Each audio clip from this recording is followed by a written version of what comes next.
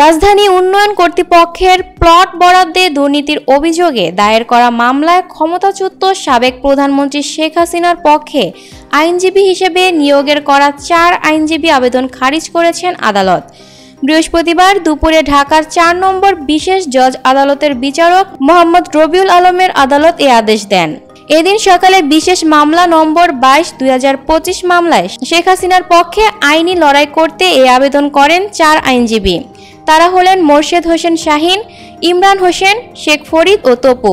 আবেদনে বলা হয়, আসামি শেখ হাসিনার ন্যায় বিচার প্রাপ্তি ও আইনের শাসন প্রতিষ্ঠার লক্ষ্যে আদালতে বিচারাধীন মামলায় ব্যক্তিগত আইনজীবী হিসেবে নিয়োগ পেতে ইচ্ছুক। শেখ হাসিনার পক্ষে আবেদন করা আইনজীবী মোর্শেদ হোসেন শাহীন এ তথ্য নিশ্চিত করে বলেন, আমরা সকালে নিজ খরচে আইনজীবী হিসেবে নিয়োগের জন্য এ আবেদন করি।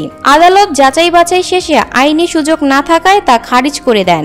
রাজধানী উন্নয়ন কর্তৃপক্ষের প্লট বরাদ্দে দুর্নীতির অভিযোগে সাবেক প্রধানমন্ত্রী শেখ হাসিনা, ছেলে সজীব ওয়াজেদ জয়, মেয়ে সাইমা ওয়াজেদ পুতুল, বোন শেখ রেহেনা সহ অন্যান্য আসামিদের বিরুদ্ধে 6 মামলা করে Dudak. Lucky Akter, People's Voice television, Dhaka.